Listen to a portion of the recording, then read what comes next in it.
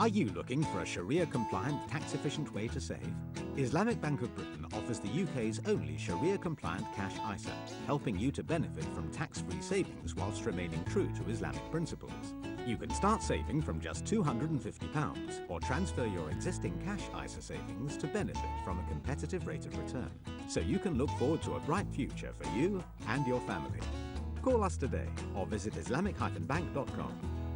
Banking you can believe in. سنة واحدة.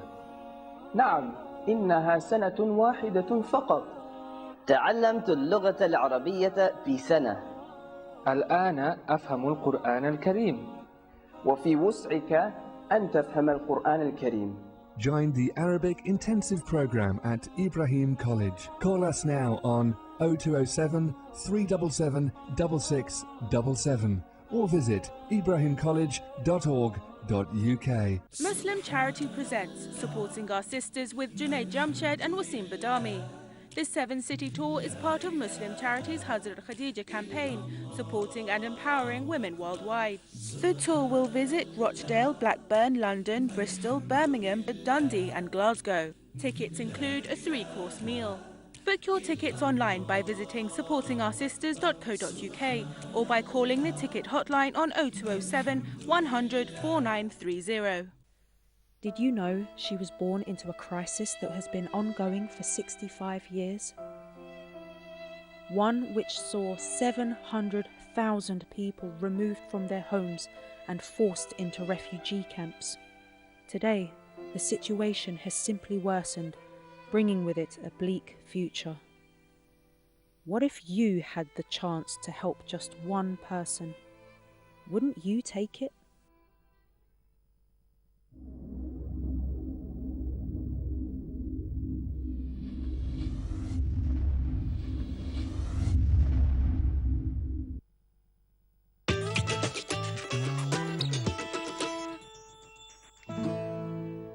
Assalamu alaikum and welcome back, sisters. You're watching Women's AM with myself, Asana, and of course we have Sister Liz with us. Well, in this segment, inshallah, let's take a look. We're going to her review now, where we'll be talking about raw milk. Let's go to her review.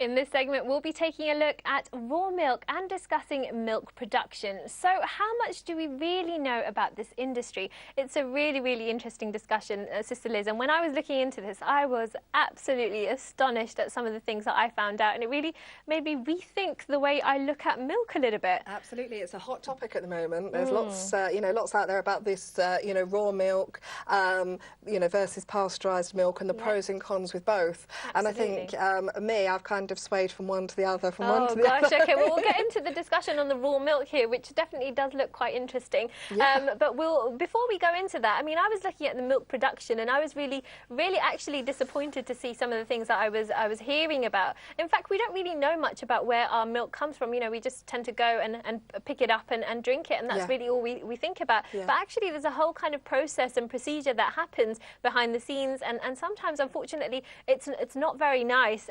We know that the natural lifespan of a cow is about 20 years, but and they produce milk for about 8 to 9 years, but often they're kind of in very, very stressful conditions due to the kind of increased milk production that is required of them, and so sometimes they're only used for up to 4 to 5 years, and once they've reached that point, they're often sent to slaughter. So it's really shocking figures that we're seeing here. And also coming back to the video that we saw earlier on the chicken rearing, to be honest, it seems like all over the practices definitely do need to be improved. Absolutely. I mean, there are some really shocking statistics out there about the way, these cows are treated.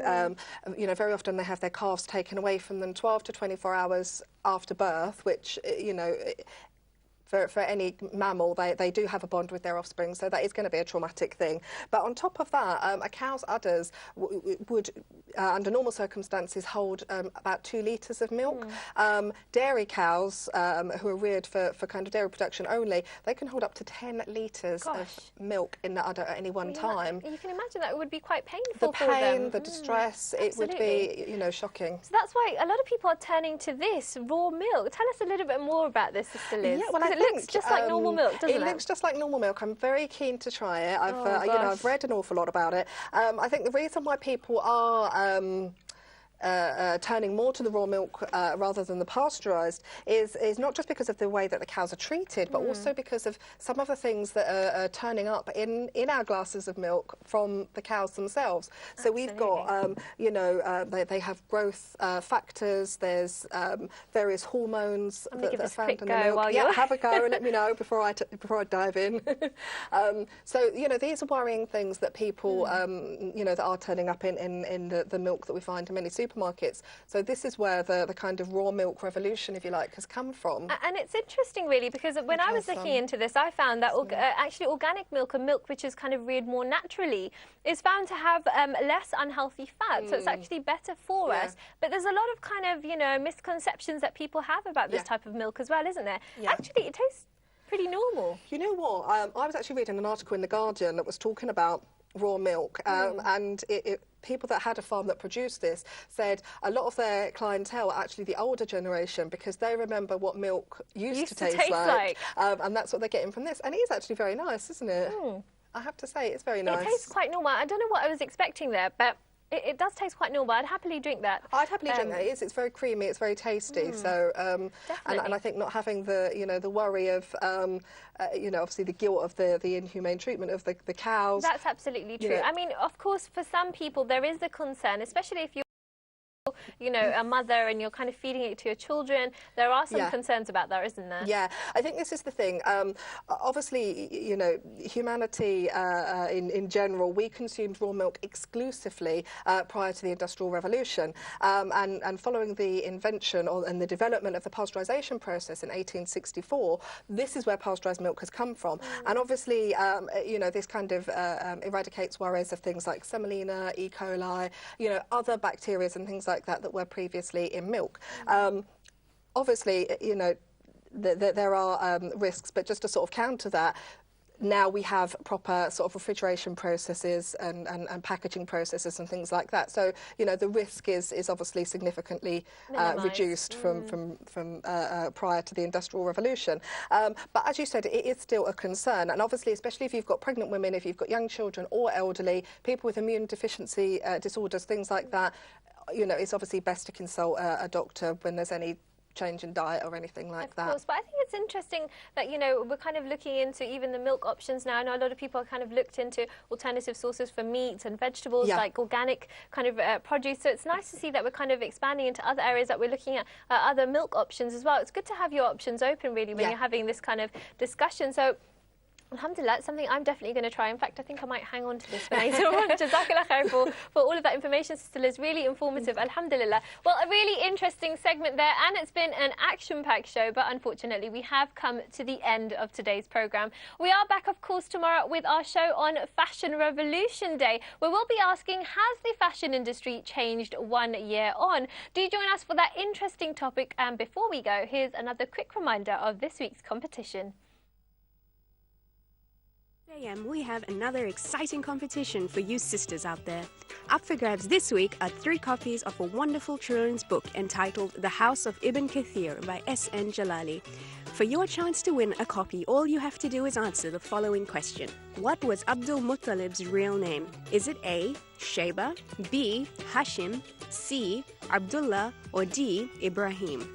To enter, email your answer A, B, C, or D to womensam@islamchannel.tv, along with your name and address and what you most like about Women's AM.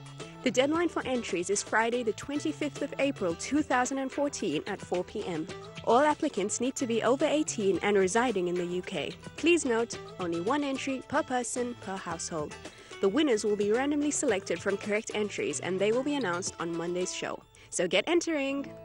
Well, a really great competition there. Before we go, some beautiful advice from the Quran about the importance of not wasting or eating in excess in Surah A'raf, verse 31. Allah tells us, O children of Adam, take your adornment at every masjid and eat and drink, but be not excessive. Indeed, He likes not those who commit excess. Well, alhamdulillah, a really great reminder there. Until tomorrow, do remember us and the Ummah in your du'as. Jazakallah khair to Sister Liz and, of course, our special guest today, Brother Saqib. We'll see you tomorrow, inshallah. Assalamu alaikum wa rahmatullahi wa barakatuhu.